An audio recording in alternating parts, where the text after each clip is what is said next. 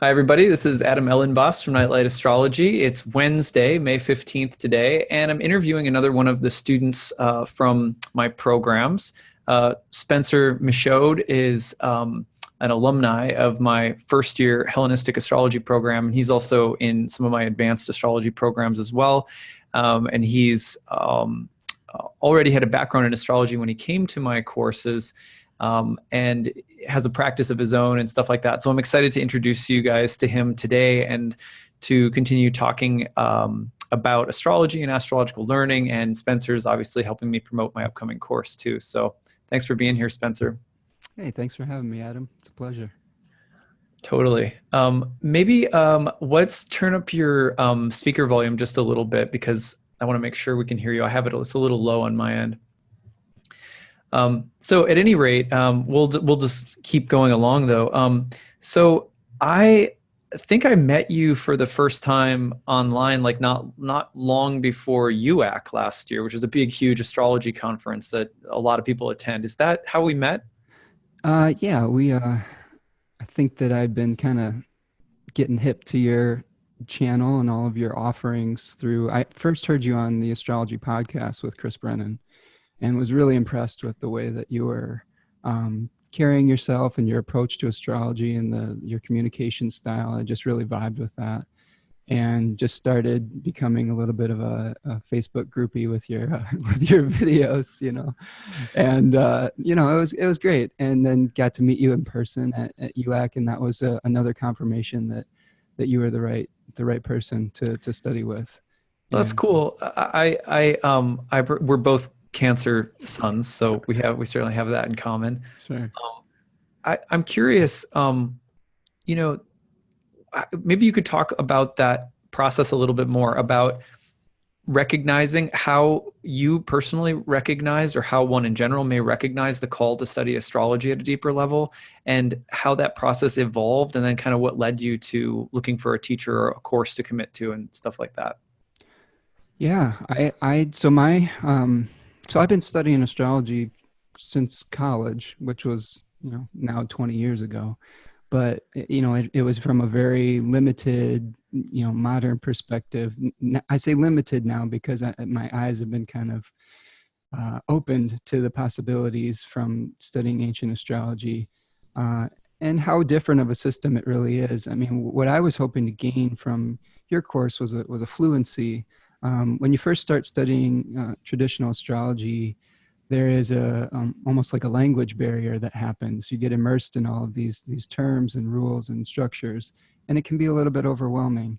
And I got the call, so to speak, to pursue astrology as a career back in the summer of 2017.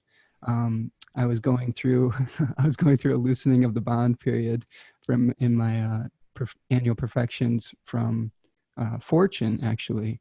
And it coincided, I know that that's technical speak right now, but if you take the class, you'll understand.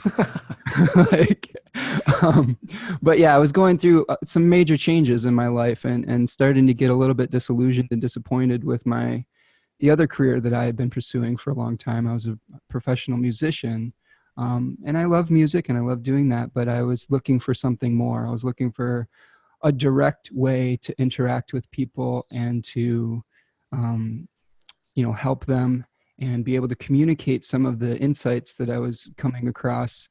And, I wanted a more, I guess you'd call it a spiritual perspective, and more be immersed in that in my life. Like, music is a great way to connect with the divine. But some of the circumstances that you find yourself in trying to pursue that career can be challenging. And I just had an awakening, and I found Chris's podcast, and then through that, traditional astrology. And Demetra George's book actually was a catalyst as well.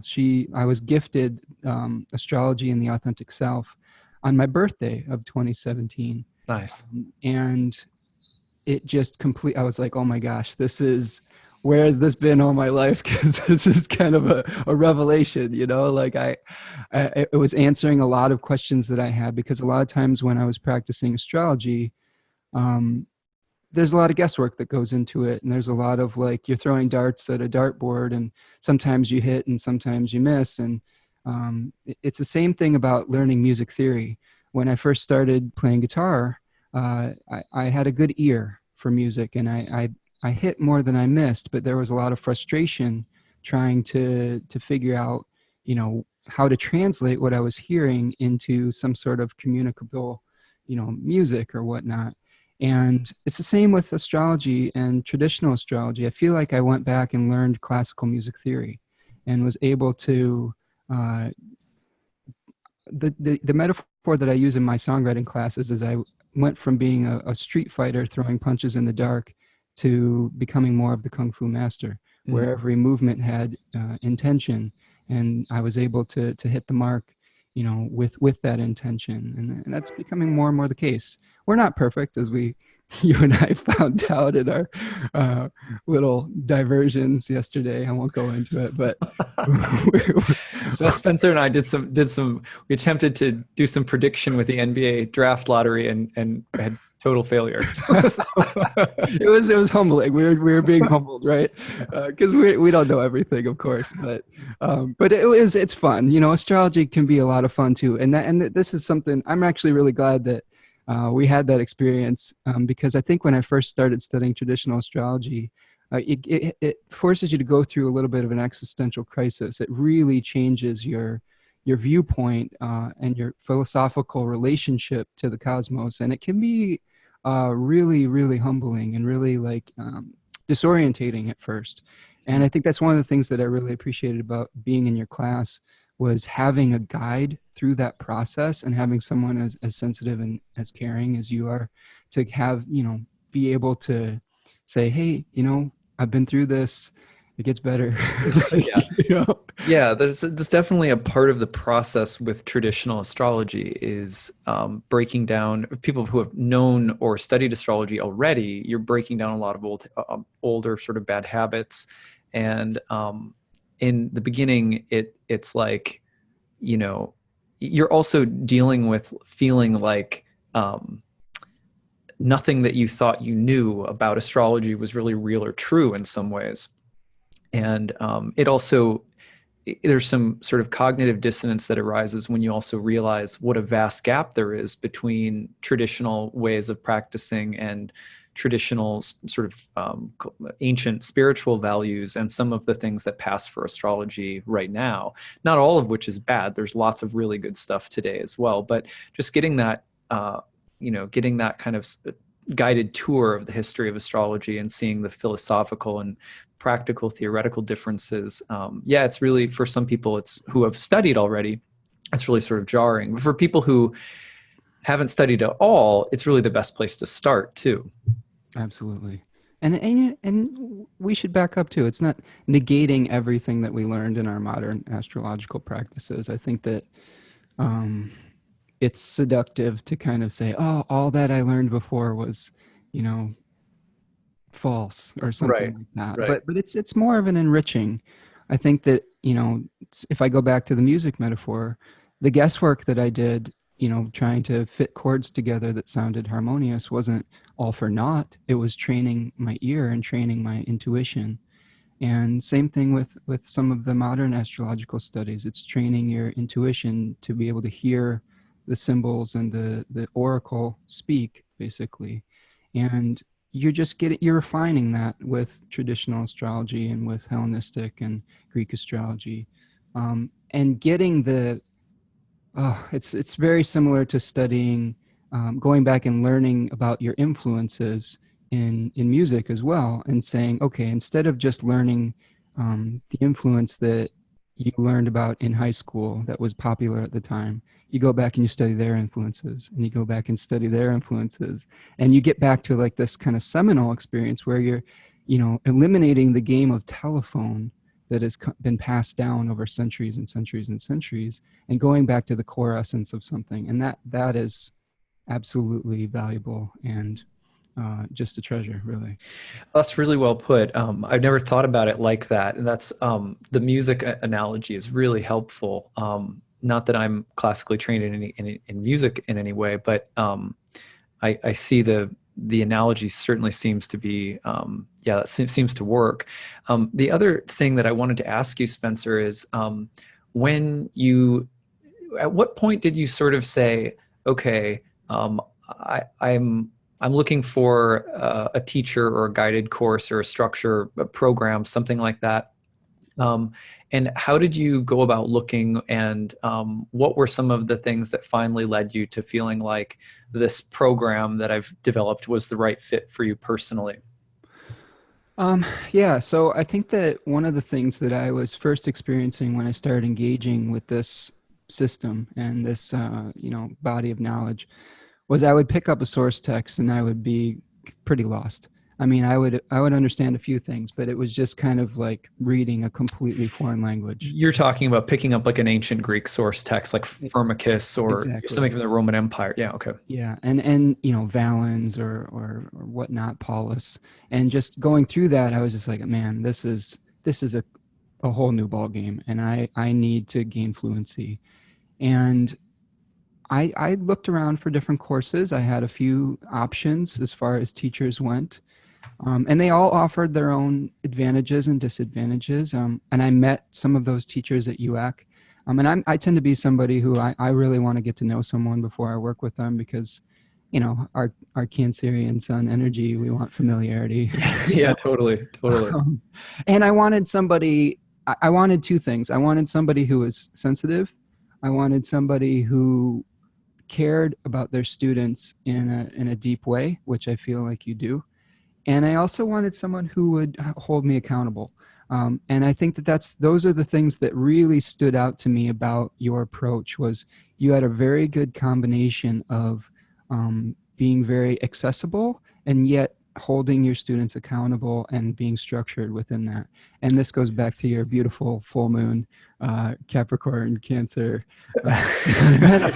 Yeah, yeah. Forever torn between caring and tender and a taskmaster. Right. No, I really appreciate that. Thank you, Spencer. I hope that, I think it's important because I've had, first of all, astrological learning is really lifelong. Like, I think the best astrologers are people who continue to seek out teachers and programs of learning. I mean, it is true that at a certain point you narrow down the field of candidates for what kind of astrology you want to learn, what kind of personality you want to learn from, and the field gets smaller in terms of who your mentors and teachers and allies are really going to be, and that's natural. But the learning does continue, and like in my own life right now, I have several teachers that I'm still working with, and my experience is that you want to feel, whether it's my program or this is just general advice for people out there seeking programs of their, a good fit, is to look for someone where the astrology that they're doing pushes you. You feel like they're teaching something that you want to learn, that you don't feel like you already have down. For example, I think there's a lot of the times one of the things that people do is they say, well, this kind of astrology is really familiar to me, so I just want to go to a place where people are saying all the things I already know or I'm already used to. And then what often happens is it gets really sort of cliquish. Whereas I think if you find a teacher that really their way of doing astrology or their knowledge base is different from your own, or it pushes you in a way that you feel really inspired by, that plus feeling like you actually like the person. Yes. Those two things are, I think, really essential. And I mean, we had a chance to go out to dinner together at UAC, which was really nice, but not everyone gets that opportunity. So that's one of the reasons why I'm making these videos, is so that people can just get to hear something from my students and hear from me a little bit more personally about the course.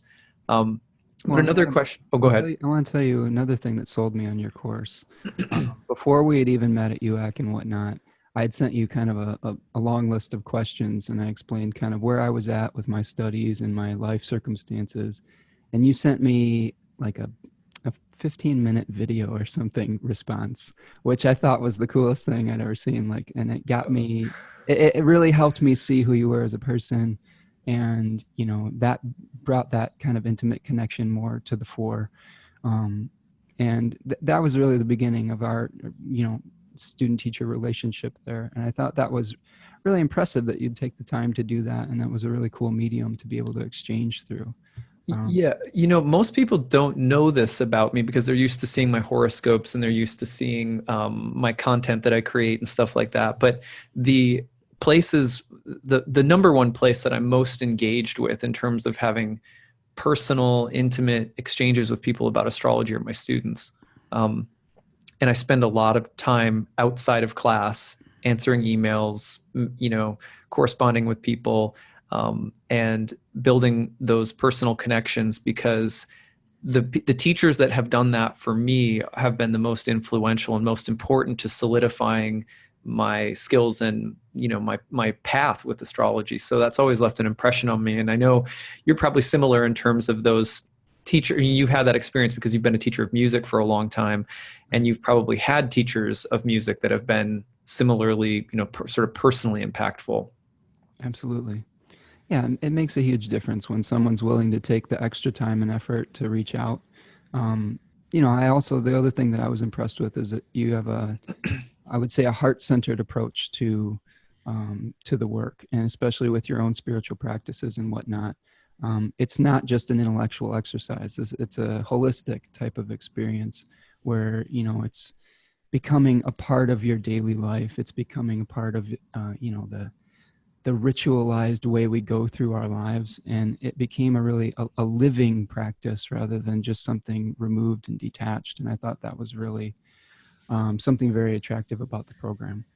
Well, that's great to hear, because that's obviously one of my most conscious intentions, is to try to deliver astrology in a way where it becomes an aspect of a spiritual lifestyle.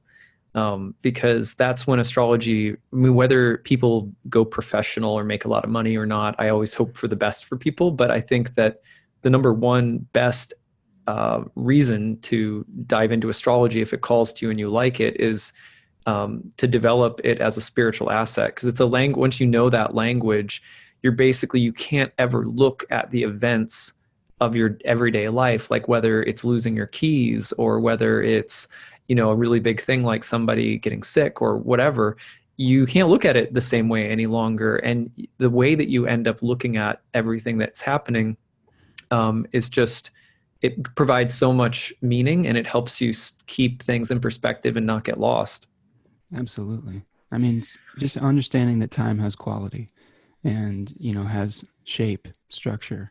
It's huge. And when you're going through challenging things in your life, and, over the course of our, first year together, I've gone through quite a bit of life changes. Mm-hmm. And just knowing that there's a beginning and an end to the transit, and getting a little bit of insight into what you might be trying to learn from that experience and whatnot is extraordinarily valuable. Totally. It's actually what you said about time being that there's structure, and that, this is why it was called the music of the spheres. Basically, when you start learning this language, you start to hear your life as a kind of music. It has a rhythm. All time it's qualitative, and it becomes deeply personal. And I think we all struggle from feeling like we're living in an impersonal universe, that it's like, we're trying to build a nest so things feel personal and nice, and that there's a quality of life that we're experiencing. And everyone's looking for that. It's already there. One of the basic ways astrology helps us locate it is by teaching us how to hear life like music, I think. Oh, it's like tuning the radio dial into the right frequency. Yeah, that's right. Yeah. So I have another question for you, Spencer, which is, so you finished the first year program. You're currently in the second year program, and I believe you're taking horary too, yeah, right? I signed up for horary as well. Yeah. So it becomes quite a community as we go along, as people go through the program. Friendships build, connections are made. A lot of people start going to conferences together. I'm going to be hanging out with you at a conference at the end of June again. Right. What are some of your favorite features of the program once you're in it and going through it? And maybe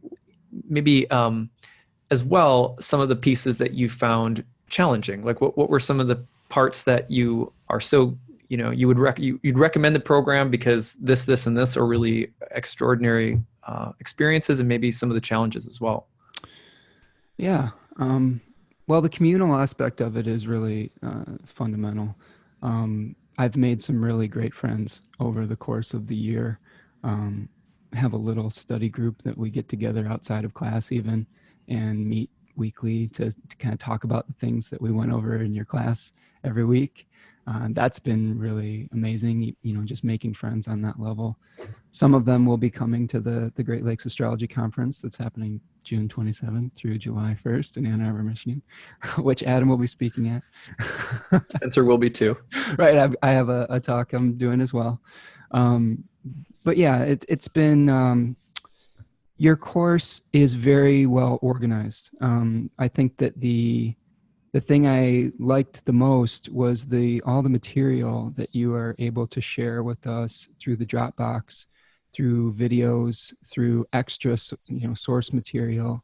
I like the fact that you bring in other voices from the community as well.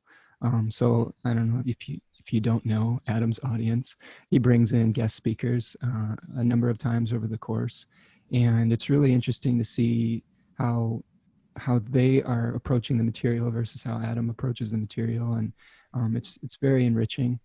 I really enjoyed the homework that we were given. I think that one of the things about having a good teacher is not just that they'll tell you everything and how to do everything, but they're actually pointing the direction to where to learn more for yourself. And you had a great reading list. You had us asking good questions. This is something that you and Robert Schmidt do really well, is have us asking the questions that we need to answer rather than just giving us the answers. And that's a really different way of thinking about things, and one that it really sparks some inspiring insights, I think. Well, I have to credit Robert Schmidt for being one of the people who influenced me in that regard, because he, as people may not know him, he is basically responsible for the rebirth of Hellenistic ancient astrology in the modern era. Him and a few other people that have been really critical. James Holden is another one. And then some of his students like Chris Brennan, Dimitri George, and Joseph Crane, and many others were all sort of captivated by his imagination and his way of thinking. And I think that he illuminated so many things technically and philosophically about the ancient tradition, but more than that, I think, as Spencer's noting here, he really taught people how to think. He just passed away in this past fall, so it was a real loss. He was only 68 or 69 maybe, but at any rate.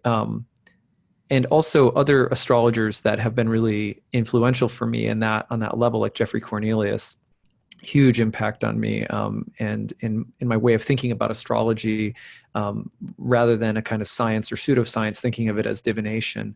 Sure. Those are things that I really drive home in the program, and I have those guys to thank for that. It's huge. I mean, it's the old maxim, give a man a fish and he'll eat for a day, or teach him how to fish and he'll eat for a lifetime, kind of thing.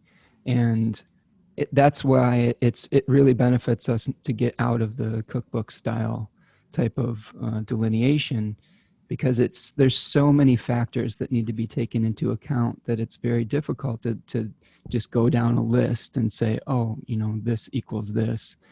It's about kind of getting a matrix of information and then using your own ability to parse through that information to give an accurate delineation for your client. And that's something that I think you can only learn through this type of study and this type of dialectical thinking. What have some of your challenges been, either throughout the course, through your learning process in general, like as an astrologer trying to put your practice out into the world now? You have a reading practice, you read for people. What are some of the challenges that students of astrology can expect to meet when they enter a program like mine, or like any program, or just learning astrology and sticking with it in general? Yeah. Well, the first challenge is just that life is happening while you're doing it. So consistently showing up for the work and for the class and everything like that. I was able to do that, but I had to, really dig deep for that type of discipline. And sometimes I'd be traveling and I'd try to call in in the car and stuff like that. And that's a little challenging, but ultimately I think that the main challenges for me personally are a couple things.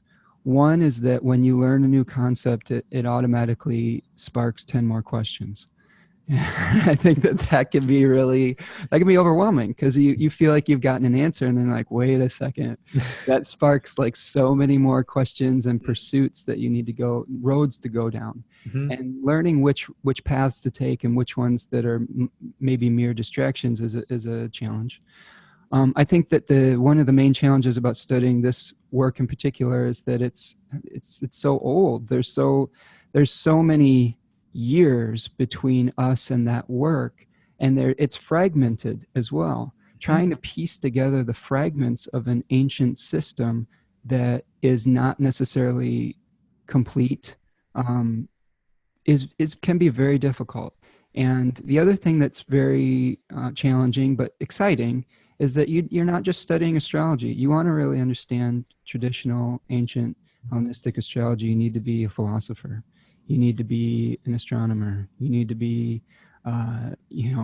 somebody who is understanding ritual tradition. There's all sorts of factors. An alchemist. There's all sorts of kind of things where all those complementary things help you to really, I guess, a grammatical logician as well. Because this is one of the things that we are learning, that this is a lot of this system was based on how the Greeks conjugated sentences and verbs and nouns and put all of those together, and how they accented syllables. And that's there's a lot to unpack with that, and it takes a long time. That's the one thing I'm realizing, is that you can't just learn this in like a month, 2 months.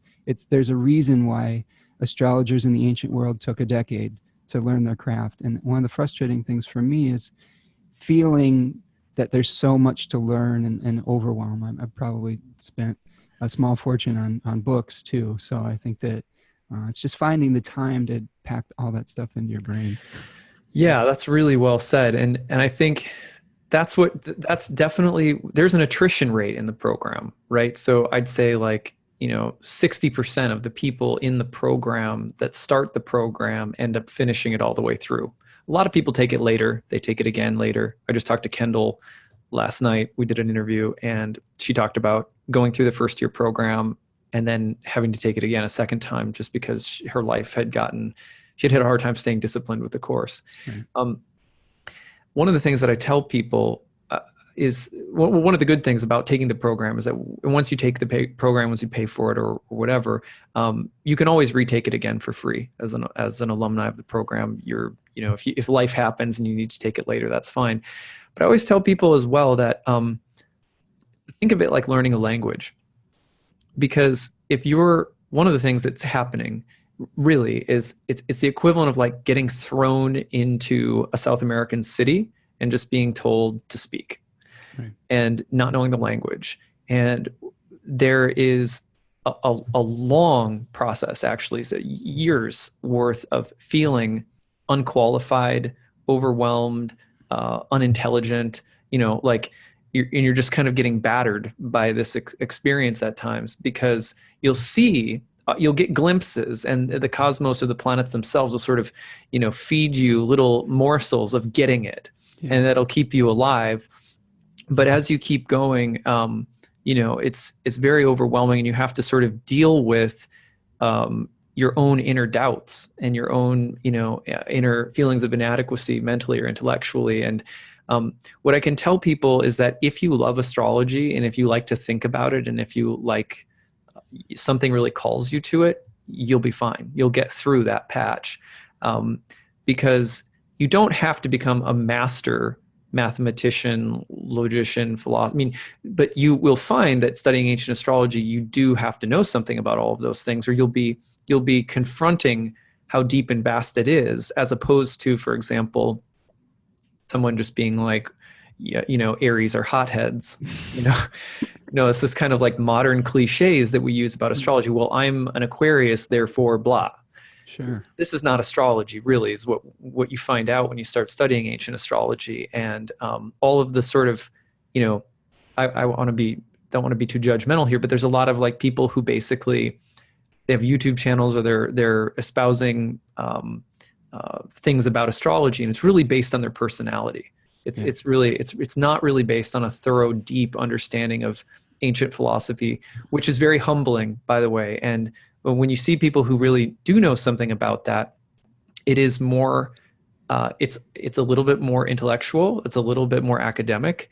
It doesn't have to lack personality. It doesn't have to lack humor, but it's more serious. It's like you won't see people just blabbing on and on and on about everything that's happening and how everyone's evolving, and like you're going to have this big spiritual breakthrough next week, and it happens to happen every week, and like it's a totally different mood when you get into ancient astrology. And I think just going through the process of feeling like, wow, this is like going to acupuncture school. This is like going to learn Ayurveda. It's a much more deep and complicated, sophisticated science, so to speak. Well, and you talk about this on your video blogs a lot. The empty calories versus the nutritious like vitamins of getting in depth with it. And there's a lot of empty calories floating around right now on the interwebs about what astrology is or what it isn't. And I think that this feels like real sustenance to me. It's been able to feed my questions and my for lack of a better term, my soul. But it is normal to go through a period where you feel like I can't do this. This is too much. And that process is exactly, if you're feeling that way, you are becoming more and more qualified. And that's a very important thing to recognize, is that the humility and the feeling of being humbled by the information is like a prerequisite, not even just kind of in terms of learning it, but in terms of the tradition itself. The ancient astrologers said this was a prerequisite for learning this material, was to feel humbled by it, and to feel I can't do it's above me or it's beyond me. And to feel that way now for me regularly, to recognize that when that feeling is coming, it's a good feeling to have. It's okay to have that, and to just having that, but not veering off into defeatism. Sure. That's a really important part of it. Well, I think I remember an interview with Demetra George where she was saying when she first was confronted with this material after being a well-known practicing mythological astrologer for a long time, she just stopped practicing for like a year or two. And I've had that experience as well, where I'm just like, man, that is the most challenging thing, is saying, well, when do I know enough to be responsible to see clients and things like that? And when am I worthy, quote unquote, of it? Yeah. I always tell people, like, people will ask me, in class, they'll say, will you tell me when I'm ready, or who will tell me, or how will I know? And I always tell people, just keep that question and that doubt really close to your heart, without turning it into an I'm not worthy, or I'm less or bad, or, without getting a low self-esteem about that. Right. Hold that question. Don't let it go, because that question will keep you honest. And that question is your qualification, for the whole process. So at any rate, that next question, because we are running out of time. Last question for you would be, so those are some of the things that you liked about the program. Those are some of the challenges. What have you been doing after the program? Like, how has your practice changed on a practical level because of the program? And also, I want to be able to show people what you're doing and how people can get in touch with you. Yeah. So I do see clients. I have been seeing clients over the course of the class. I've been writing articles on my website, spencermichaud.com. So I've been trying to become more consistent about, writing about astrology from a Hellenistic perspective, which takes a lot of thought and a lot of detail. I have an email list that I send out once every few weeks. There's a picture of me and Rob Hand. That's cool. That was fun. I got blessed by the quote unquote Pope of astrology at EF. He gave me his little blessing. It was fun. Yeah, and I've been trying to make some more videos and share some of my knowledge. I feel like I'm gonna start engaging with that a little bit more after year one and getting more of your teachings under my belt, because I feel like it just takes time to digest this, and you don't want to hatch the cocoon before it's fully formed. And I feel like what I've been doing is going into the cocoon to be reborn as some kind of new butterfly type of thing. And that's been a really cool experience. I am doing a lot of community work. I've been running the social media and helping to update the website for the Great Lakes Astrology Conference. And that's been an interesting experience, getting to know the astrological community. At the same time, I've kind of become more of a hermit too.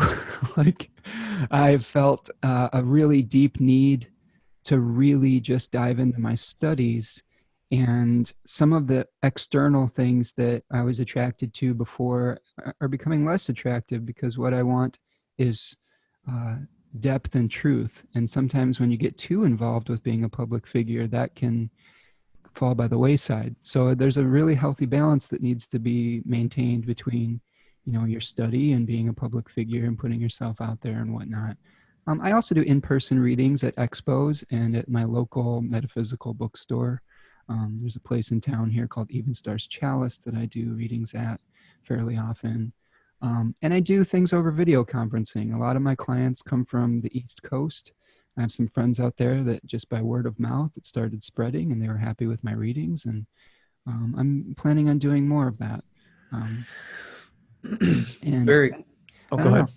I would like to teach this material eventually as well. I think that I like teaching. I really enjoy teaching, and I'm hoping that there's more opportunities for people to engage with what is a very enriching experience. So that's kind of the direction I'm heading. Maybe I'll write a book someday. Right. I don't know. This is just, I'm just letting it, I'm letting it change me. I'm kind of learning that the universe has a plan, and my plan is one thing, and I have to surrender. Right. That's actually one of the things I learned the most, is that we're, they like to, the ancients like to compare ancient astrology to a community of actors kind of interacting, or like a legislation of like Congress almost trying to dictate, a person's fate through the conversations that they were having. And I'm kind of just trying to observe those things and see how much of a role I need to, what am I being asked to do, rather than what is my, burning ambition to go out to do.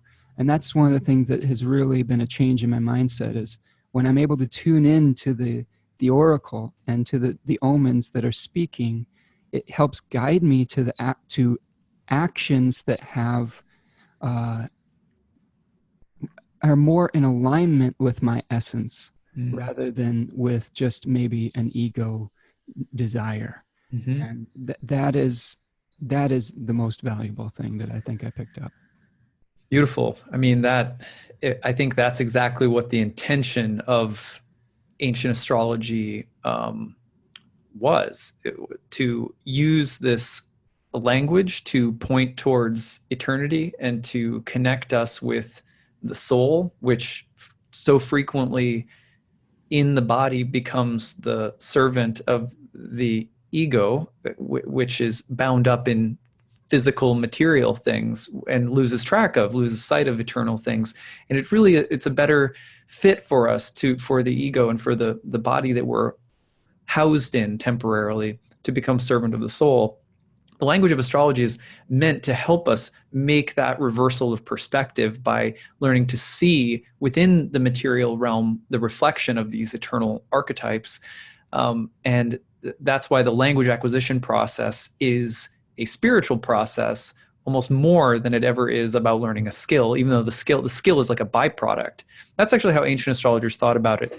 The predictive element of astrology is that the predictive element is sort of a byproduct of the primary experience of studying this language, discovering this inborn musical cosmos, that itself is where the real value is. And then almost as a byproduct, a secondary emanation from that study comes this prognosticative power. So when people take the course, I think that if they have that kind of experience, whether it's my course or just studying astrology in general, that, you know, they're heading in the right direction.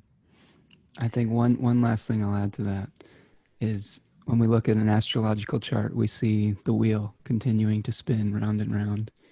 And when you study traditional astrology or any ancient form of divination like this, what you're doing is you're connecting to the hub of that wheel, so that you are becoming centered within it and connecting to that eternal part of yourself that isn't tossed about by all the changes and the ups and downs. And that's one thing that I really have learned from you and your course and through this study of this ancient art, is to connect with the center of the wheel. Beautiful. That's so nicely said. I'm really glad to hear that people are getting that from my program. So thank you for that feedback as well. Well, everyone, you can check out Spencer's website here, spencermichaud.com. And the astrology readings are there. His rates are there. You can call him up or email him to set an appointment. I really recommend getting readings with, I said this when I spoke with Kendall yesterday, that I recommend getting readings with people who are in that process of building their practice, because there is an enthusiasm that's really, really contagious in working with someone who is in the process of expanding their practice. I don't have, even though I consider my readings good today, like I pride myself on them, I still long sometimes for the spark that was there when I was building my practice. And Spencer's been practicing for a long time already, but as Spencer just said, he's in a stage of expanding his practice right now. So it's a really good time to get a reading with someone like that. I think that covers it. The class, in case anybody wants to register, let me guide people to that really quick. Let me just put it up on the screen again. So here we go. You can go to nightlightastrology.com, click on the certification course tab. The early bird rate is in effect until the 31st of this month. It's $12.99 if you pay in full. It's $1,800 with a 12-month payment plan. If you need assistance, there is need-based tuition for people who are hurting financially, single parents or unemployed or only working part-time or full-time student or on disability or whatever the case might be. Feel free to email me with any questions about need-based tuition at nightlightastrology@gmail.com. We try to make this education accessible to anybody. But the early bird rate is also a really great way to save. The program pays itself off very quickly if you plan on doing some readings for people even part-time. You're looking at probably, I would say, within a year of doing private readings for people. Most of my students pay back their tuition really quickly. And then there you are with a lifelong tool that you can use that can supplement income. For some people, it becomes a full-time gig. Everyone's calling is different, but for sure it transforms you very deeply. I wouldn't be doing this if I didn't truly believe that. All of that being said, the course starts on June 9th. It meets on Sundays from 12 to 2 p.m. Eastern every week for a year. There's 30 lessons. The curriculum is all outlined here on the page. If you have questions about it, you can always email me. There is a final exam for certification at the end of the year, but people who want to participate remotely can do so as long as you have a legitimate reason for not being there on class times. You're fine to participate if you have a job or if you're in a different time zone or whatever. You can follow along remotely because every single lesson is packaged in a Dropbox where there's audio video downloads for every single lesson, lecture notes, forum discussions that are taking place, optional homework and quizzes. There's a lot of stuff to keep you looped in if you can't participate live, but ideally you would be able to. So like I said, email me with any questions at nightlightastrology@gmail.com. I want to say Thank you one more time to Spencer for being here today and helping me promote the program and just talking about astrology and astrological learning, the journey of astrological learning in general. Thanks, Spencer. Oh, thank you, Adam. It's been my pleasure. Thank you. You bet. Okay, well, thank you all for listening, and I hope to see some of you in class soon. Take care, everyone. Bye.